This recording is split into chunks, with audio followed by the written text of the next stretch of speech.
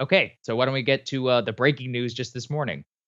Yeah, so we've got a major Trump indictment watch on once again. A number of outlets are reporting that he has been officially informed that he is a target of investigation of those grand juries. We now know there's a grand jury in Florida as well as the one in DC. Now, this is not like a big surprise that Trump was a target of these investigations, but the fact that he's being officially informed is one indication that they may be moving close to an indictment. There's at least one outlet that has gone even further than that. Let's put this first tear sheet up on the screen from the Independent. They say that an indictment is actually imminent. Prosecutors ready to ask for Trump indictment on obstruction and espionage act charges.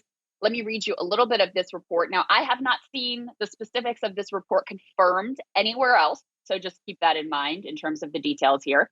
But what they say is the Independent has learned prosecutors are ready to ask grand jurors to approve an indictment against Mr. Trump for violating a portion of the U.S. Criminal Code known as Section 793, which prohibits gathering, transmitting, or losing any information respecting the national defense. They mentioned, and this is something that we talked about at the time, Section 793 does not actually make reference to classified information specifically. That is seen as an attempt to short circuit Mr. Trump's ability to claim that he used his authority as president to declassify documents.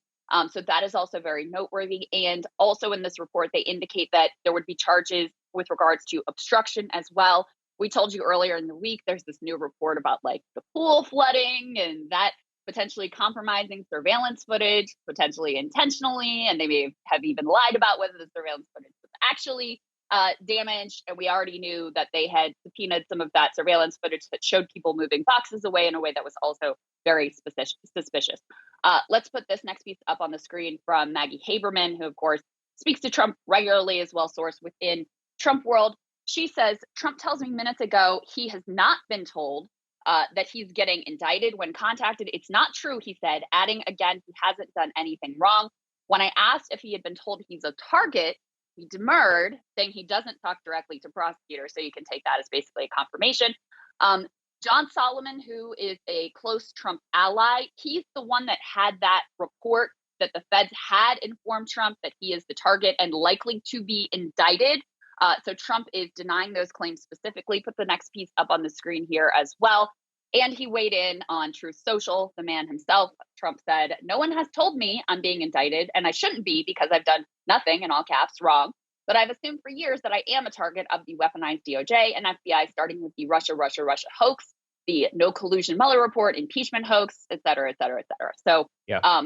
what we know this morning, Saagar, is that he's been informed he's a target. He's denying that he's been informed that he's actually imminently going to be indicted. But there are a lot of indications that are headed in that direction, including the fact that a lot of his top aides at this point have either been subpoenaed to testify or have already testified. You have Steve Bannon, who's now been subpoenaed. We know Mark Meadows has also testified. So it feels like this thing is building to a crescendo.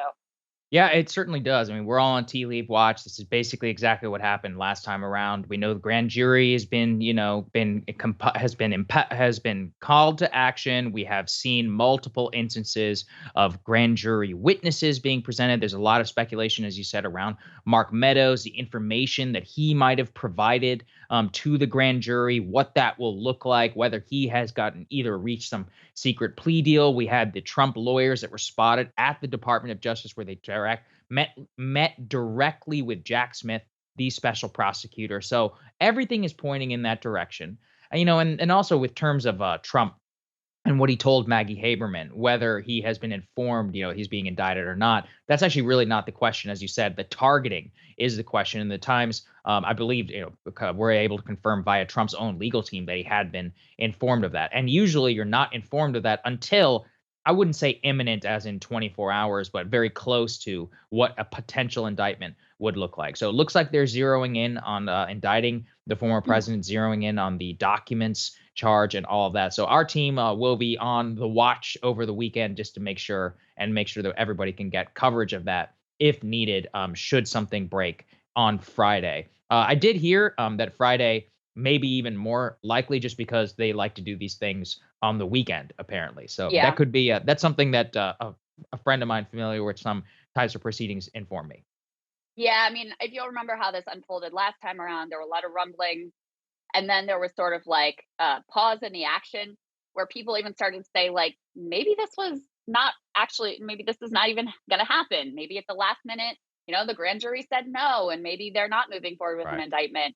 And then out of nowhere, the indictment came down. So very hard to predict the timing on these things. But, I think it seems very, very likely that Trump is going to face charges with regards to the classified document situation and with regards to obstruction. It's interesting because in terms of the politics, we've talked about it before. Certainly, Hmm. in terms of the Republican primary, I think it probably only helps him. Much more ambiguous impact in terms of the general election. I do not think it helps him in terms of the general election. How much it hurts him, it's very hard to say. But I do think because these aren't the first charges to drop, it feels like the impact, like the bombshell impact that might have been if these were the first charges to Trump, has been somewhat blunted. And on the other hand, it's possible that if the other charges hadn't been dropped first, there was a lot of nervousness around indicting him at all. When that happened and the country didn't like come apart at the seams, that may have encouraged them to move Yeah, forward with this. that's a good So point. that's yeah, that's everything we know at this point. We're watching it super closely. It certainly seems like things are building and they're coming close to some sort of conclusion here. Of course, that's just really the sort of like, end of the beginning, and then there'll be a Right. whole trial process, et cetera. But we're going to be following it closely and bringing you everything that we know as soon as we Yes. know it. Hey guys, ready or not, 2024 is fully upon us now, and Saagar and I have been brainstorming ways that we can really up our game for this critical election. Yeah, we rely on our premium subs to expand our coverage, to add staff, to upgrade the studio. We just want to give you the best independent coverage of this election, which is possible. So if you can help us out, become a premium subscriber today, breakingpoints.com, or the link is down here in the description video. It really means the world to us. And if you like what we're all about, this is the best possible way to keep us 100% independent, working only for you.